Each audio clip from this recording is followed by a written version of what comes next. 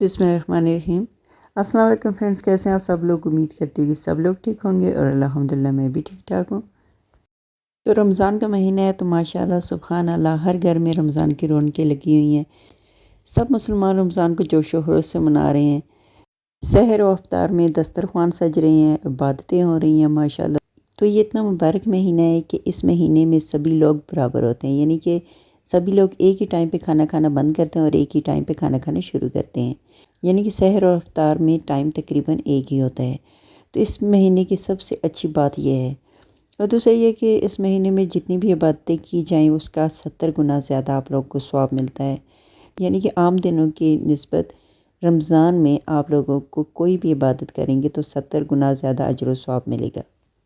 तो आज मैं इफ्तार में बना रही हूँ पालक गोश्त, और यहाँ पे मैंने मेथी मुझे नहीं मिली थी तो मेरे पास यहाँ पे ड्राई मेथी थी जो कि मैंने घर पे ही ड्राई कर ली थी। तो ये मैं थोड़ी सी इसमें डालूँगी पालक में, तो जिससे पालक का टेस्ट और भी अच्छा हो जाएगा। बहुत ही प्यारी खुशबू होती है इसकी।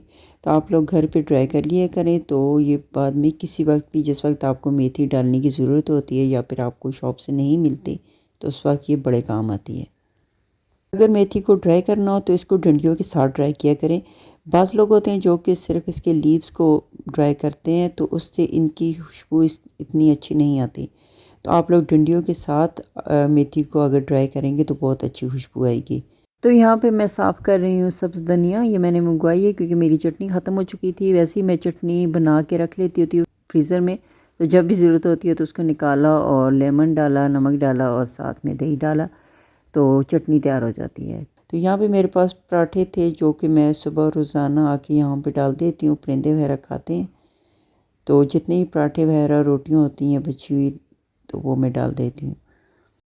यहाँ पे पुदीने का एक ही पौधा लगा हुआ है तो मैं यहाँ से पुदीना लेके जा रही हूँ चटनी बनाने के लिए। साथ में मैं आपको बताऊँगी आज कि मैं आज पुदीना धनिया के साथ कौन सी चीज़ ऐड करूँगी चटनी बनाने में।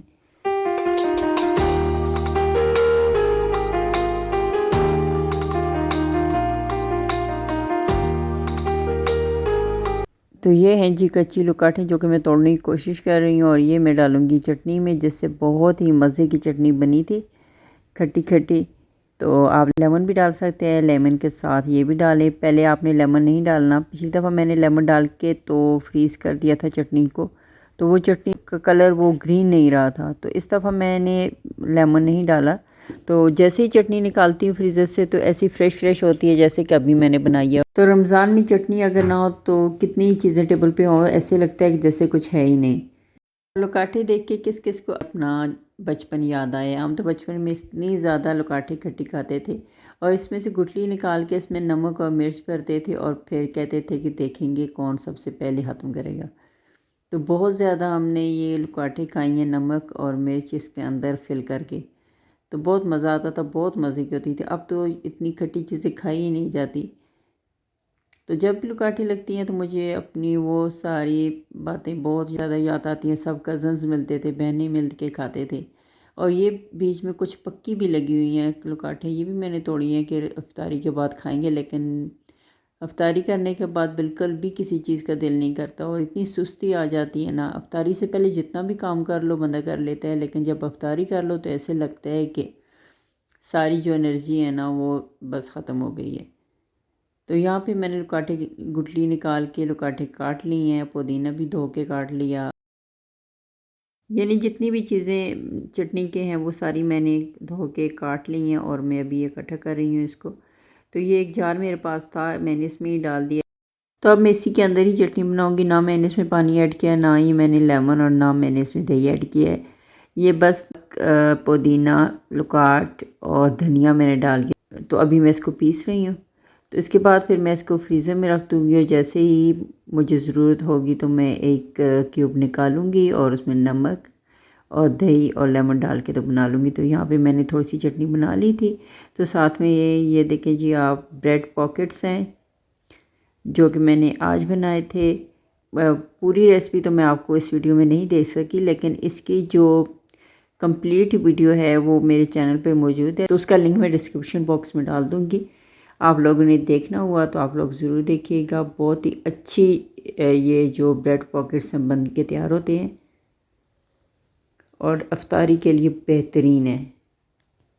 रमज़ान में अफ्तारी के लिए न्यू न्यू रेसिपीज़ ट्राई करने का भी अलग ही मज़ा है और इतना मज़ा आता है जब वो तैयार हो के और बिना टेस्ट किए जब उसका नमक और मिर्च वगैरह पूरे होते हैं तो एक अलग सी खुशी होती है। और गर्मियों के रमज़ान में सब चीज़ एक तरफ और शरबत एक तरफ और 3-4 किस्म के मशरूबात तो हमारे घर में बनते ही हैं और सबकी फरमाइश अलग अलग होती है। किसी ने जामी शीरी पीनी होती है, किसी ने रूह अफ़ज़ा और किसी ने गुड़ वाली शरबत पीनी होती है और किसी ने पुदीने की।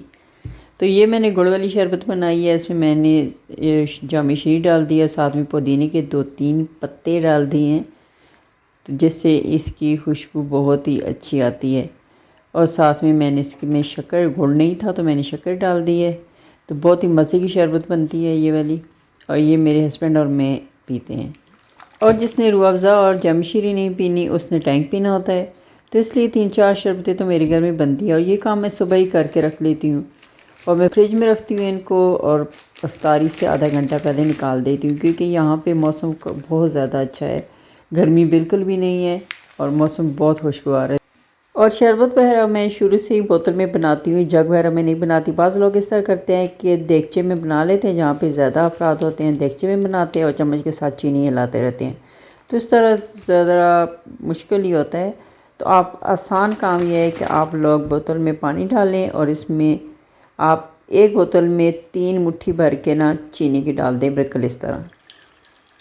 तो जो ज़्यादा मीठा पीते हैं वो 4 डाल दें, मैं 3 डालती हूँ। यहाँ तक पानी जितना मैंने रखा हुआ है इतना पानी में मैं 3 मुट्ठी चीनी की डाल देती हूँ और फिर रूह अफ़ज़ा और लेमन डाल देती हूँ। बहुत मज़े की शरबत बनती है, ना मीठा ज़्यादा ना मीठा कम। तो ये मेरा हिसाब है, मैं शुरू से इस तरह करती हूँ। मैंने जग में कभी भी नहीं बनाई, मैं इस तरह बोतल में डाल के हिला के तो इसको फ्रिज में रख देती हूँ और जब फ्रिज से निकालती हूँ तो जो चीनी बच जाती है वो भी हल हुई होती है। तो बहुत आसान तरीके, आप लोग भी इस तरह बनाया करें।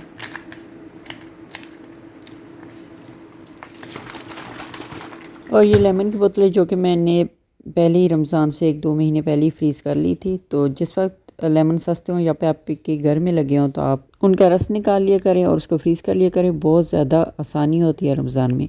तो ये है मेरी इफ्तार की रोटी। अल्लाह हाफ़िज़।